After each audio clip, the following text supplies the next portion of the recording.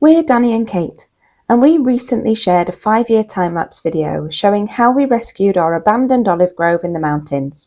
From 200 to 300-year-old trees, chopped down and resprouting like wild bushes, and with a lot of hard work and perseverance, all the way back again to productive trees that brought us our first harvest in 2025. And we got a lot of comments on that video about what to do with all the excess olive wood. So this week we thought we'd share what we've been doing with all that wood and how we turn it into something that's actually useful and beneficial to help rejuvenate our dry Mediterranean land by adding carbon-rich materials back into the soil. So today I'd come up to do another biochar burn to get rid of some of the dead wood around the land. The stuff we've trimmed we'll put through the chipper because it's soft enough.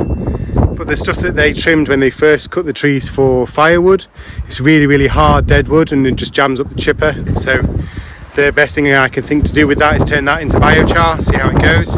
The previous time I did biochar I'd used the fresh cuttings. This time I want to try it with this old wood and see how it turns out. So I've got my father here helping me today, collecting some wood. So this is the dead wood I was talking about. It's been there 5 years, 7 years, well longer than 5 years, and it just doesn't rot down. So I was kind of thinking after a couple of years it'd get incorporated into the soil, but it's not happening, so it just needs to be burnt in some way. So this is the biochar barrel that we've got. Basically just cut the side off it. I followed the method from an Australian chap. If anyone's interested I'll have the name for you. Basically I just need to plug that hole at the bottom to stop the oxygen going up. But unfortunately I think the weather's going to put a stop to us today. I had checked the weather for today and it was supposed to be calm, because obviously there's a lot of fire risk around here and I don't want to be having a fire on a windy day. So I think what we're going to do is collect a lot of the dead wood next to where we want, and prepare for a day later in the week that we might be able to get up here. But I think today is not a good day for getting on with having a fire. And for the eagle-eyed among you, yes, we've started to get caterpillars already. There's one up there, and then there's also one in this tree here near the top. I've just went and had a look and they're about 1.5 centimetres, 2 centimetres long, so they're a decent size already. But I'll probably try and throw those on the barbecue at some point. So yeah, not great. The day's plan's kind of gone a bit skew-iff, but we'll get all the wood together next to the barrel so it makes our life easier on the day. And then yeah, we'll get on with making some biochar and I'll show you how we get on. So this is the pile we've collected for now, and that's the barrel we've got to fill. So I mean that should, I hope, do at least half the barrel, maybe a bit more, and then we've got time while it's burning to collect a bit more. But we've got loads and loads of this stuff everywhere. I'll just show you now. So even just looking over this bank aisle, there's a big pile here that's basically the branches off a tree where they've taken a trunk. Over there is another one. Over there is another one. And I mean what we've done is we've been clearing the land bit by bit, is putting it in piles so it's easy to get hold of. But yeah, we've got lots of wood to get through.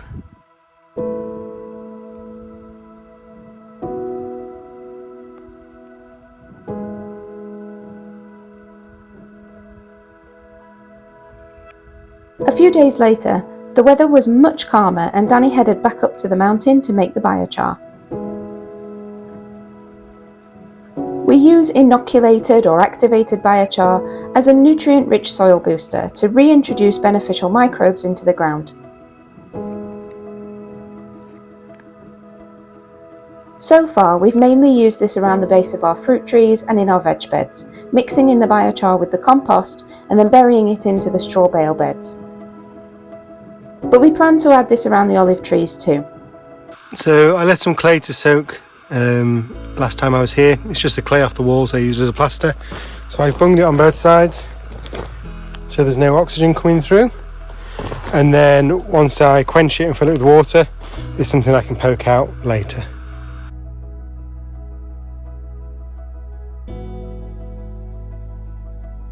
It's reported to improve the soil structure, nutrient composition and water retention, also helping with drought resistance and increasing the yield. Over time it becomes a sustainable cycle too, by using the annual olive prunings to refeed those very same olive trees. You can just burn the olive prunings and scatter the ash, but the impact of the biochar on the soil health is generally considered better overall, because of the improvements on the soil's physical structure and the water retention properties, not only as a fertiliser.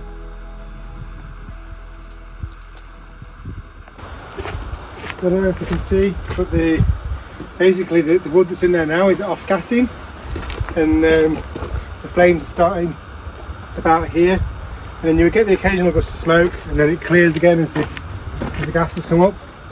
So what I need to do now is basically wait for all this to turn black inside, and then I can add another layer of wood to start burning, because otherwise it'll go from black to ash to white, and that's useless. It's no good for us for making biochar. So getting there slowly. I'll stop when the barrel gets about half full, because I don't want to have the flames too far out the barrel. Got most of that pile down now. It's all chopped up and ready to go in. I'm starting to put the bigger ones on now, as you can see, as we're getting to the bottom of the pile, because what I don't want is the big ones to be undone at the end of the burn. So I'll start putting all the big ones in now, so they've got time to degas and break down, and then these ones at the back that are much smaller won't take that long. There you go, you can see these starting to take now. The wind did pick up throughout the day, but it's not been too bad. But what is nice about this method, that generally there isn't much ash generated, or any ash generated really. If you've got ash generated, it's not working as it should be. So you can see where the white ash is starting to form at the bottom, and then I've put a layer of wood on top to start burning through that. And then basically that's what I've done at each point, is every time you get white ash starting to form, you put a fresh set of wood stock on top and let it keep going.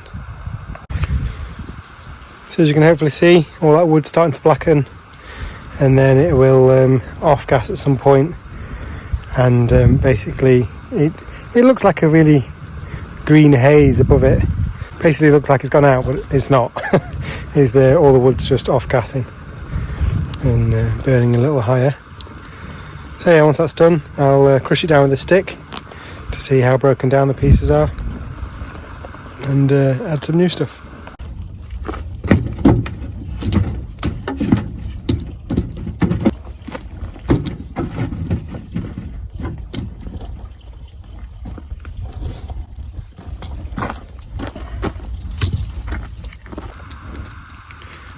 So this is the last of the little sticks from up there that I'm going to do on here. As you can see, the wood build up inside now is quite high. It's as high as I like to take it really. Otherwise I just think the flame comes out too far and don't like it. And also it's been about 4 hours, maybe 3.5, getting to this point. You've had enough by that point. So I'm going to wait till it goes white on top, like I've mentioned before, and then quench it with some water. So you can see now all the charcoal has started to whiten on top. Like if you're having a barbecue, you'd probably want to start putting your food on. But for me, this is where I want to stop it. So I'm going to start quenching.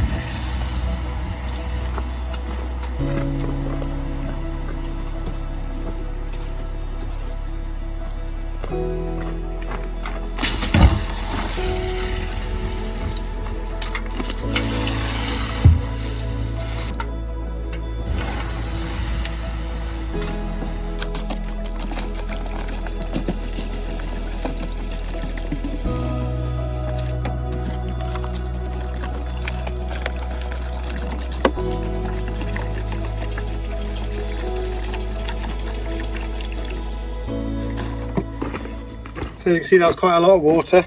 But what they tell you to do is really get the charcoal submerged. Otherwise you risk that one portion of it is not put out properly, and then you come back the next day, the water's run off and all your nice charcoal's turned to ash and your 4 hours is up in smoke.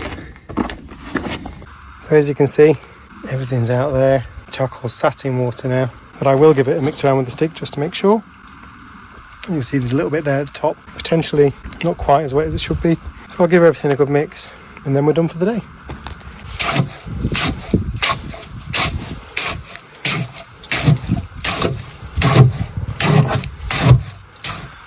So I've got a worm farm in the house, and then that gives worm juice from the bottom.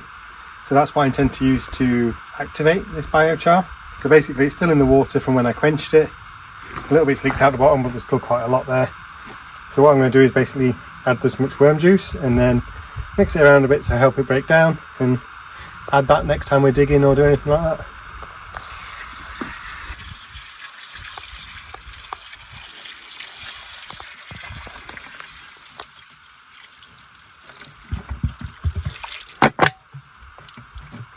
Yummy.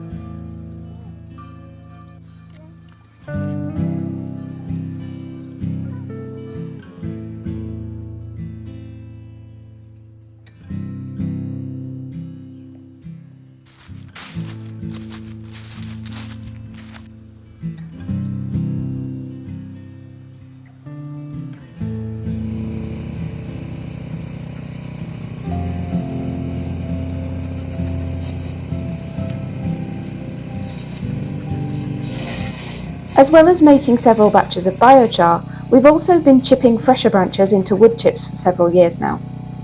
We use this to scatter around the base of trees and suppress the weeds and unwanted growth a little bit, as well as help with water retention when we do get a bit of rain.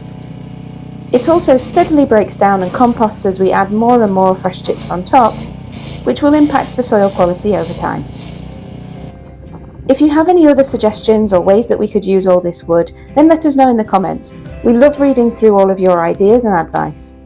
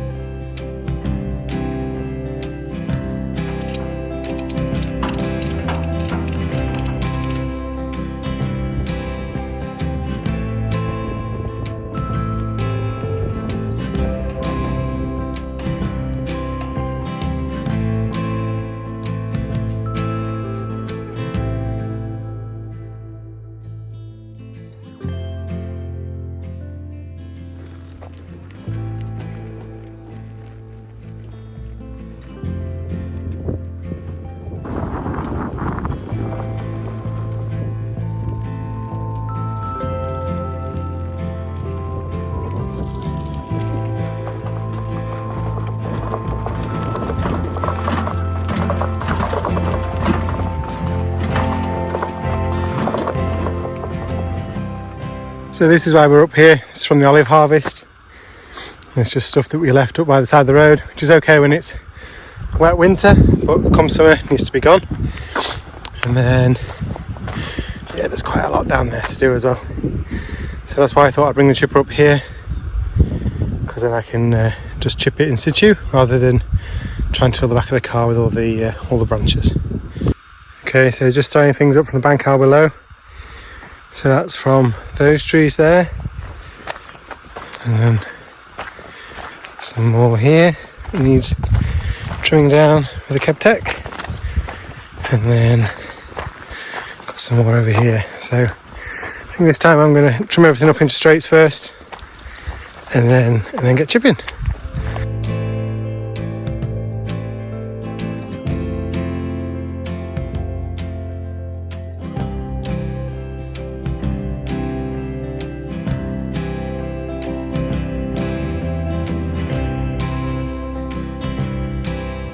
So we've got all this more or less prepped now.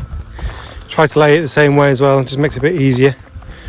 And then we've got another little bunch there, and another little bunch by the chipper just around the corner there.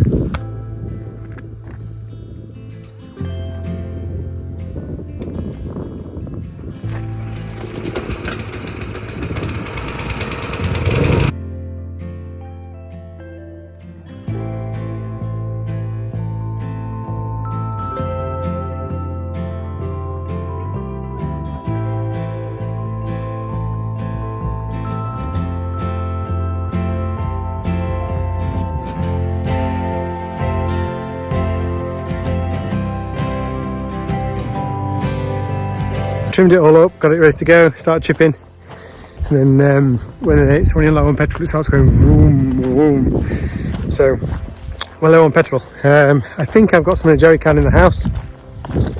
If not, I might stop play for today, but we'll see, might be in luck. Whoa, what a view.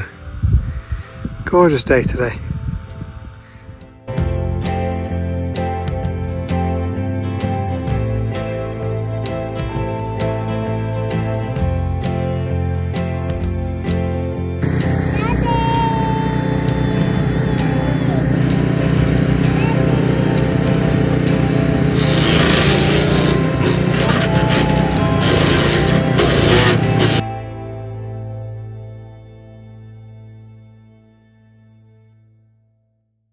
Something to look at.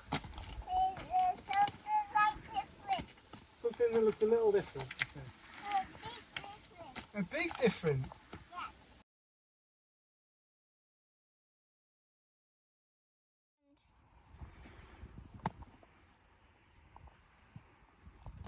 We want to backfill some of these steps that Danny made so that they have a flat step rather than at the moment they're obviously just the brick and then where the bedrock is behind it. So we're going to collect some little stones, fill these little gaps, and hopefully they'll just end up with a little kind of gravel step on the way up. And we may as well make use of what we've got because we've got so much of this kind of shale all over the place which slips around and you fall over it, and yeah, it's not great. So whatever we can use from here will be good, and we'll just put it into the steps up there.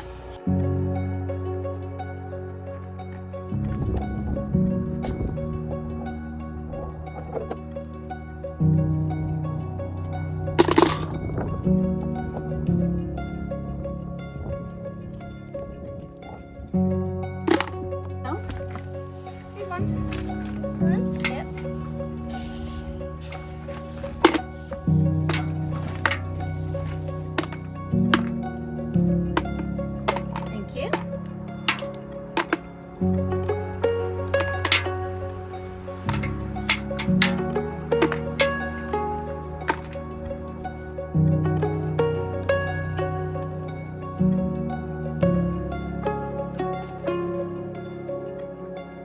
Apparently, collecting rocks was an activity that got boring for little fingers pretty quickly. So we'll just come back to this another day. So that's where we're going to leave it for this video.